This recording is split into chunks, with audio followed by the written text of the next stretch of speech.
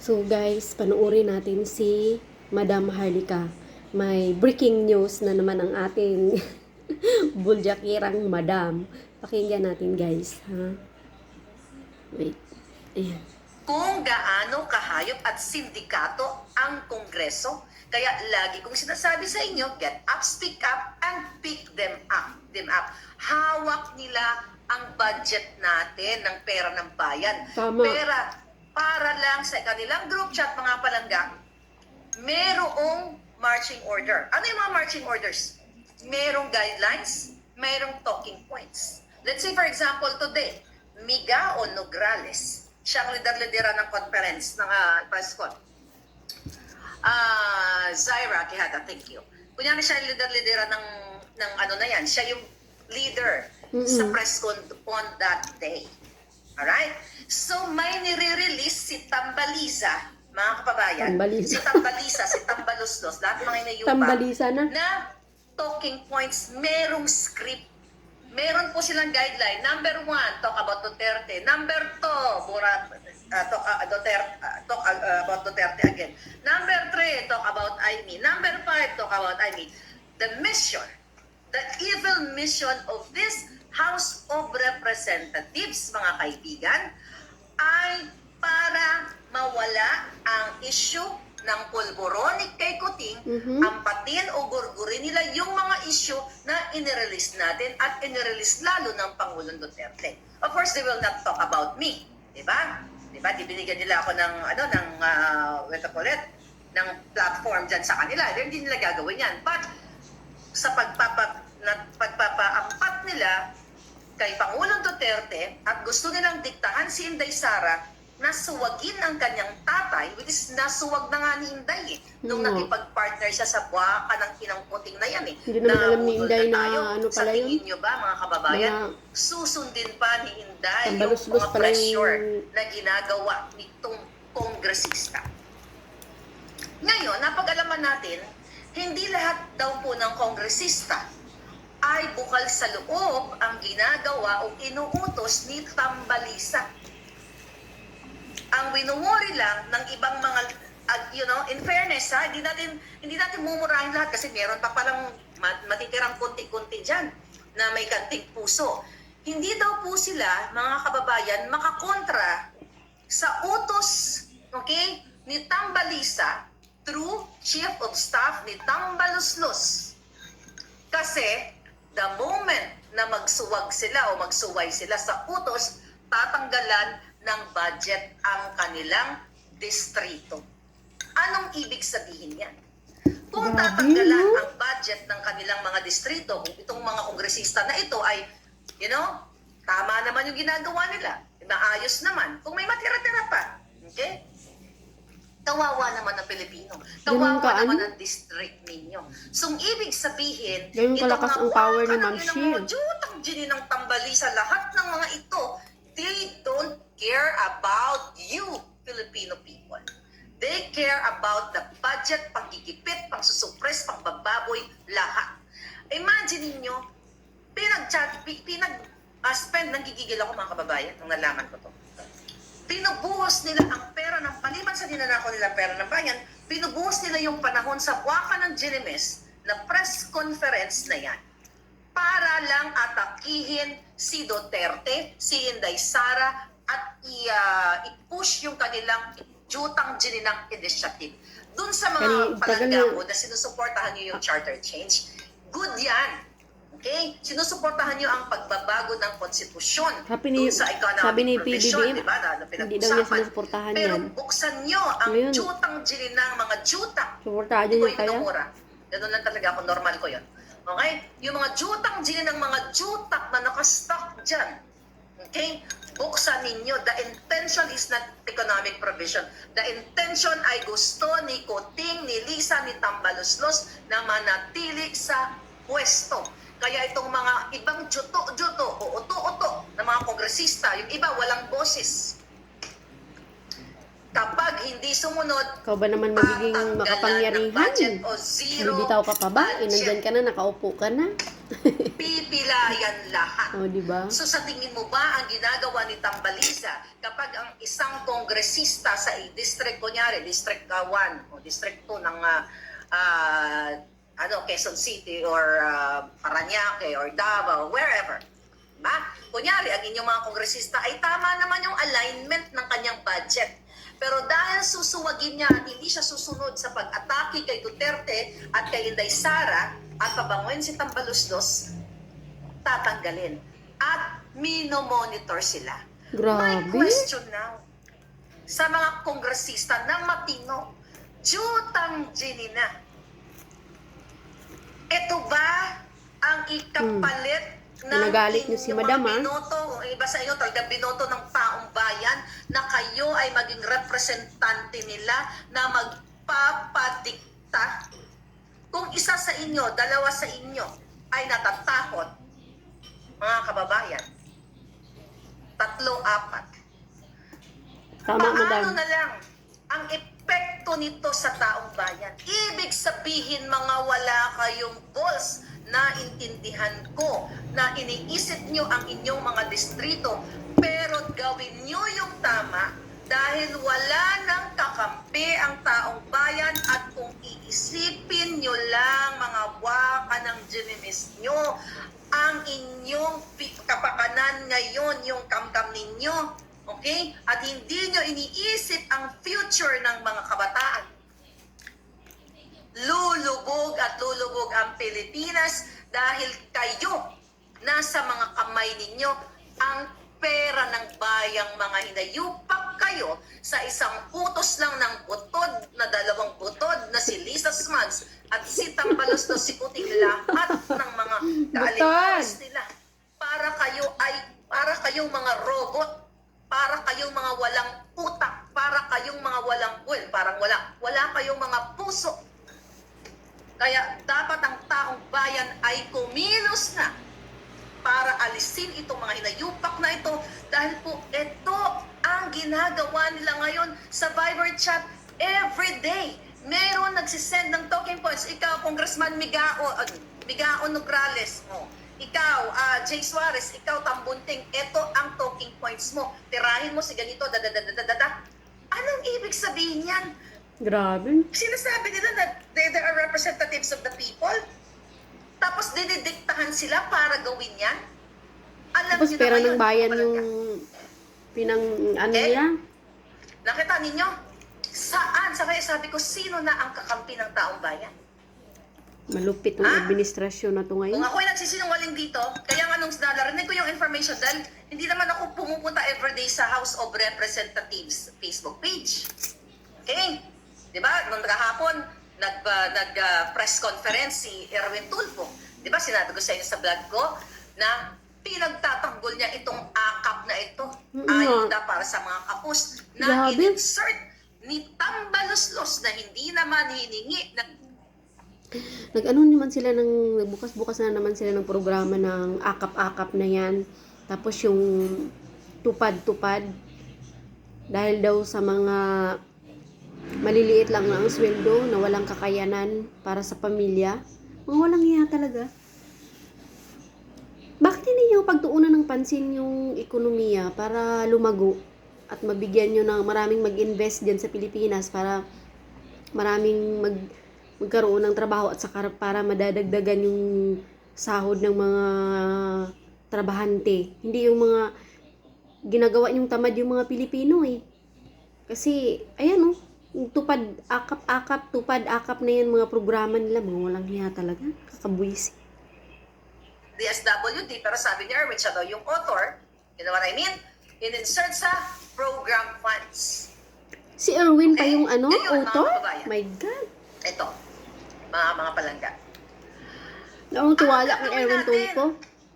mismo si Tambalisa ay dinidiktahan ang mga jutang gininas sa mga kongresista kayo. Ha? Jutang gininas ninyo. Lahat kayo na nagpapadikta. Huwag kayo magsisinungaling. Nasa Viber group chat nyo yan. Bakit ko nalaman yan?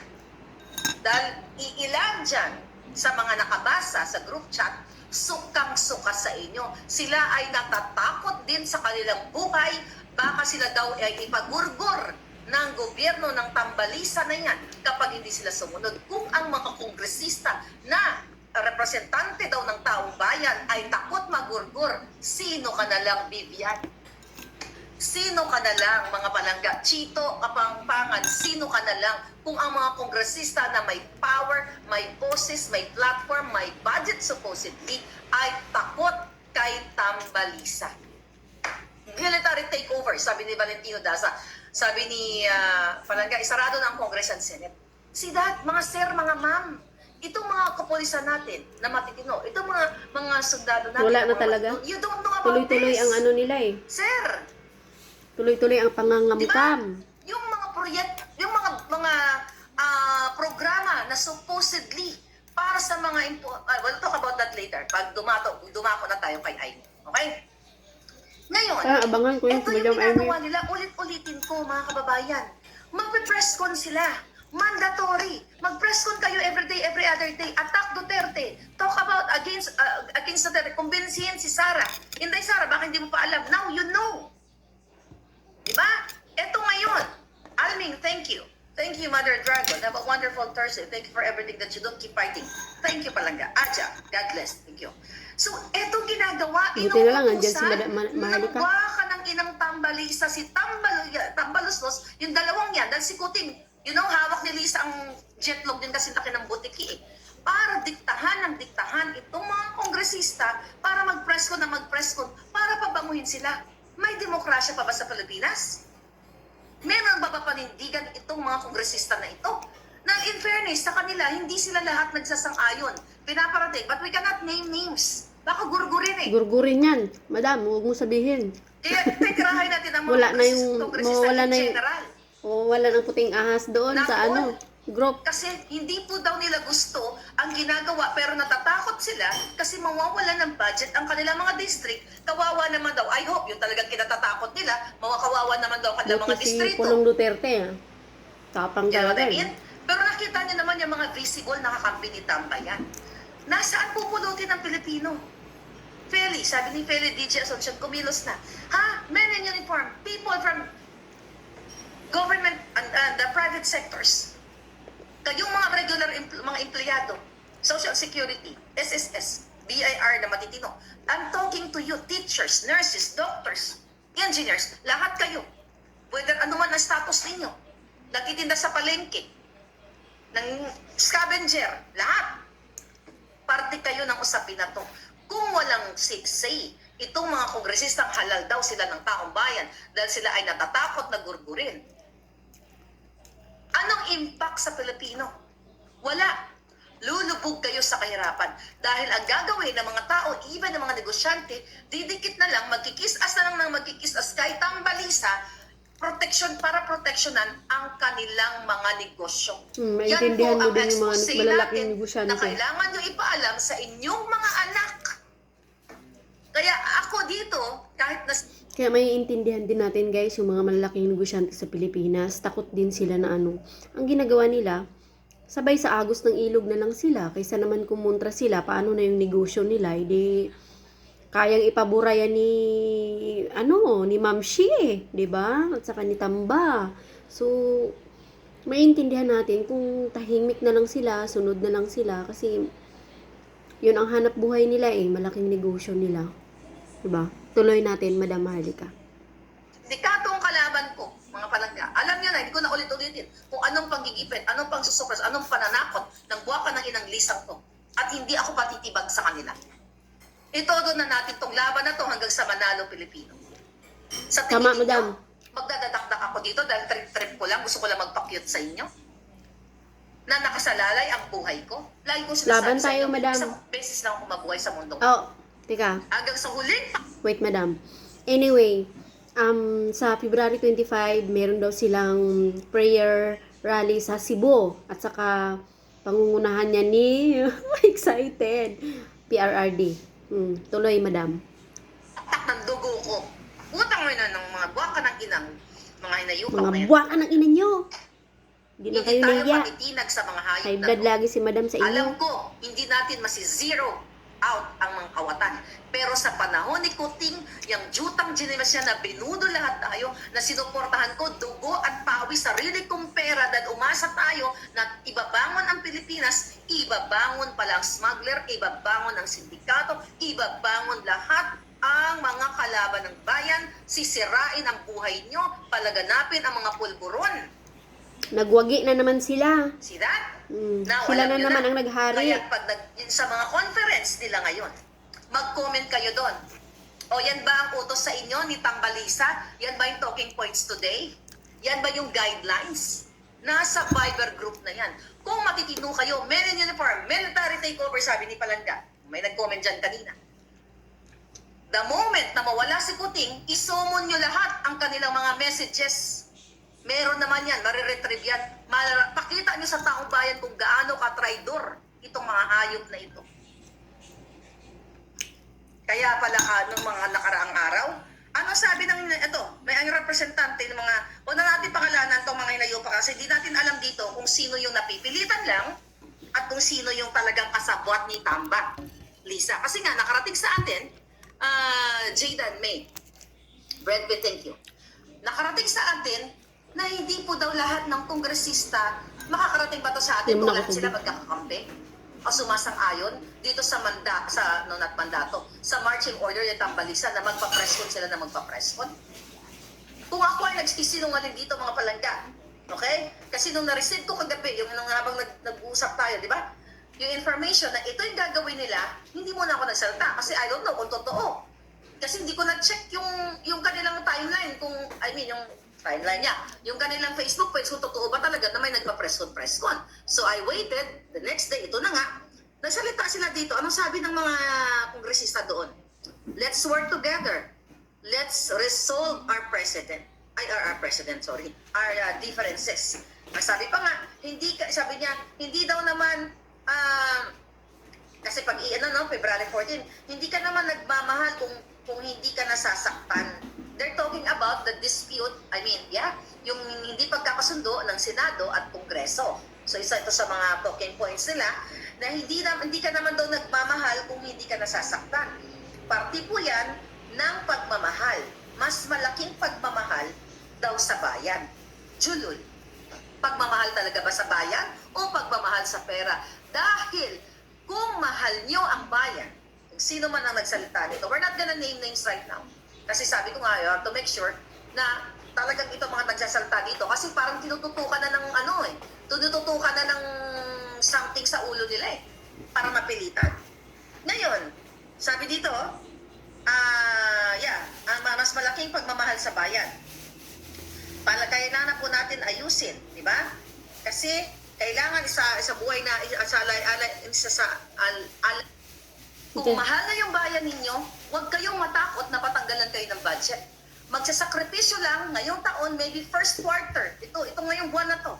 Ang inyong mga distrito, pero kayo nag-voice out kayo. Matatanggal na natin silang lahat. Kasi nag-voice out na kayo mga kongresista Napatunayan nyo sa inyong mga distrito, sa inyong mga constituents, na si congressman ganito, si congressman tralala, para pala sa amin, tiniis niya na wala kaming budget para lang i-expose itong pagdidikta ni Tambalisa. See that? Ano pa sabi nito? Ito sabi ni Suarez. Okay? Kaso ang problema, madam, gusto din yata ng mga kongresista yan kasi nakikinabang sila. Baka marami yung sumasang-ayon kay Tambaluslos, tapos kukunti lang naman yung hindi na masikmura yung mga pinagagawa nila. So, parang nag-aalangan siguro yung ibang mga kongresista na matitino. Nag-aalangan silang lumaban. Diba? Tuloy, madam. Yung tungkol sa charter change. O sabi niya, we can't really hold on to a definitive timeline when it comes to our, when it comes to the cha-cha. Sabi niya, the Senate should act now sabi niya, to an RBH 6. That's why I'm asking the media. Sabi niya, the media, sabi niya, to please ask the Senate kung kailan daw ba kung ano yung timeline nila. Again, itong J.J. Suarez na to, maraming kaso din yan, di ba? Maraming anomalya, maraming kasindikatuhan na ginagawa na dyan sa pahayagan. So, pinapush nila Teka lang, madam ha. Eh, di ba yung mga in-appoint nga nila, may mga ano, may mga record na pangangamkam sa bayan. Kaya di tayo magtataka dyan kung may mga ano yan, mga magnanakaw yung mga ano, kasi yan ang gustong i-appoint ni Ma'am Shi. Okay, tuloy, madam. Ang Senado na i-approve ang Chacha, yung charter change. Dahil nga, yun ang kagustuhan ni Tambalisa. Meron ng expose si Senator Aini dyan. Ang dami ng pangalan ni Ma'am Shi. Yung text message mismo, not expose, yung text message na share natin sa inyo, na traidor yung kapatid niya sa taong bayan, taksil. Kaya nila pinupush ang People's Jutang Jininang Initiative na yan para manatili ang kapatid niya ng 2 terms, dalawa, di ba? May text na pinakalat ko dyan sa social media. 2 term, then mananatili ang mga jutang ng kongresista. Kasi the intention of People's Initiative for them to stay in power, not for the economic revision, mga kababayan. Nakakagalit, okay? Kakainis, Tapos madam. na yun nga. Ang pinapanawagan nitong mga kongresista na nota na, diktahan ni Inday Sara o kasapin ni Inday Sara ang kanyang mga pamilya daw para suportahan ang ating Pangulo. Ang suporta, uy, kayong mga kongresista, ang suporta, hindi yan ipinagpipilitan. Nasasabihin mo na, Marlica, maawa ka naman, suportahan na natin si Kuting kahit nabudol tayo. Hindi mo pwedeng ipilit kay Sara o kaninong tao. Parang Susuportahan kahit na bangag. No way. pagmamahal yan. Ang pagmamahal, hindi mo pwedeng pilitin na mahalin ka ng isang, let's say, you know, pwede ko bang pilitin yung, sino ba, wala na akong crush, okay? Dati si, sino ba ang crush ko na Hollywood star? O sige, wala na lang. Si ano na lang crush ko? Dito, Palangga. Okay, maghanap tayo dito ng crush ko. O, mag-comment tayo. Alright? Okay, wala ba? Okay. Si Abdul, okay? Abdulaziz, kunali lang Abdul. Thank you pala. Kami dito sa Mindanao, ma'am, pusoy kaming mga contractor dahil walang pondo ang infra ng DFW. O, diba? Nakakaawa. So, talk about that later, Abdul. O kunyari, si Abdul. Kawawa Pwede naman ko si sabihin Sir kay Abdul, Abdul, Sa mahalin mo Mindanao, ako parang ganun awa. talaga. Nakakaawa Wala yung siya mga tao, nararamdaman sa mga akin. trabahante Sa doon. mukha ko niyan. Pwede mo bang ipilit yun? It's the same thing. Na dahil inuutusan kayo ni Tambalisa na pilitin si Sara na patahimikin ang kanyang mga pamilya. Hindi niya pwedeng saklawin ang utak ng mga Pilipino o kahit sinong tao. Kung pwede na natin saklawan ang mga utak ng mga tao, eh di na sana pwede na tayo mag-request dito sa mga kung sino man na mga kay Elon Musk, kunyari Elon Musk, pwede bang malin mo ako para, you know, magkaroon ako ng cyber beast, di ba? Tesla cyber beast, pwede mo bang ganun? Hindi. Ngayon, balik tayo, seryosong usapan. Sabi naman ng kongresista, dahil wala naman daw itong wala daw ibang gusto si Kuting Jr. kundi ang kaunlaran at katahimikan ng ating bansa. Tatanong ko sa inyo, kayo, kongresista, gusto ni Kuting ng kaunlaran? Jutang ginina niya? Kung gusto niya ng kaunlaran, bakit siya nakipagsabwatan kay Michael Masaspagler, kay Sayarot sa Polboroni? Bakit? Okay? Bakit siya nakipagsabwatan? Ito, kongresista. Kasama pa nila dun Ito. sa ano. Okay, dali Bakit tayo pagsabwatan sa... You guys are great. Thanks for the support. Okay, thank you very much. Sama-sama tayo. Babago muli. Sama-sama tayong babangon muli. Bakit tayo pagsabwatan Yun sila pala. Kuting Jr. kay Michael Ma na pinangalanan pa. Kaya Pinakasahan pala, sa Kongreso, sama-sama tayong na babangon muli, smuggler kung gusto niya ng kaunlaran. Ito ang ebidensya na pinatahimik na ito si Swansing at yung Committee on Ways and Would like to request the Committee on Ways and Sabi ni Ma'am Shi, sama-sama tayong babangon muli. Sila lang pala ang babangon, guys. Loka. Sama-sama tayong babangon muli. Kasi yung sa plataforma nila ni Inday Sara at saka ni BBM, no? So, sama-sama tayong babangon muli. Sila lang pala ang bumangon. My God. Sila ang mga bumangon, yung mga smuggler at saka yung mga mga bangag ang bumangon. Hindi pala yung tayo na mga matitinong mga maliliit na mamamayang Pilipino, kundi sila pala na mga na pinatumba ni pinilaya ni PRRD nung term ni PRRD. Ngayon, yung mga pinilaya ni PRRD nung term niya, yun pala ang ibinangon ni Ma'am Shi. Sama-sama silang babangon muli. Kaya nakabangon na sila ngayon, guys. Grabe ang pagbangon nila, bongga. Tuloy, madam. means to issue subpoenas for the following brokers, importers, facilitators, allegedly involved in large-scale agricultural smuggling in local ports and around the Philippines. Namely, Michael Ma, Okay, hanggang doon lang Oh, yun. ayan o. Marami Talagang pa kasama pinangalanan, ako. ano? Ulitin-ulit. Klarong-klaro yun. Oh, hi. Balik-balik You guys si are great. Madam. Thanks for the support. Okay, thank you very much. Sama-sama tayo. Babago muli. Ayan, iba na si Butot, Bumangon si nga. Christopher. Oh, gusto ka mo ni kuting ng kaunlaran? Okay, gusto niya ng kaunlaran? Nayupak siya talaga, oh. Okay, gusto ng kaunlaran? Asa na yung kaunlaran? Okay, yun na lang siguro muna. Okay. Yan ba, mga kongresista? Gusto ni Kuting ng kaunlaran? At kung gusto niya ng kaunlaran, bakit inappoint pa niya? Special Envoy of the President to China, Mr. Michael Ma. Ay, naku. Okay, malinaw. Malinaw yan, mga Grabe, kababayan. no? Gigil ako. Kung gusto ni Kuting, mga kongresista, na magkaroon ng kaunlaran ng Pilipinas, bakit yung hinayupak na yan? Narinig ninyo, mga kababayan, ipinakita ko sa inyo ang mga pangyayari. Pinatawag dahil nasasangkot sa smuggling, hindi na tinuloy kailanman. Noong January 29, nag-isang taon na yang pagpatawag sa kanya, hindi sumipot. Tapos lingid sa kaalaman ng Pilipino, yung waka ng inang Lisa Smugs at Kuting, inappoint pa ng Special Envoy to China without proper documentation na ipinakita sa taong bayan. At wala din pong picture na inappoint siya na siya ay nag-oath, nag-take Oo nga, ng no? oath kasi usually pag mga So, ganyan hindi rin in-announce. posisyon ay mayroong press release. Hindi in-announce Pero wala. ng So Malacanang. anong ibig sabihin yan? Binababoy tayo, niloloko kayo, men and women in uniform, mga taong mayroong kakayahan na tumayo at tindigan at mamuno sa ating bayan para ligwakin na yung mga hayop na. Gusto ni Puting, kaunlaran, o isa pa. Ito, para magkali naman yung mga kakilala sa kung saan umuhugot si Marlica ng galit sa mga hinayupak na to. Kaunlaran ba ka mo? Ayan uli.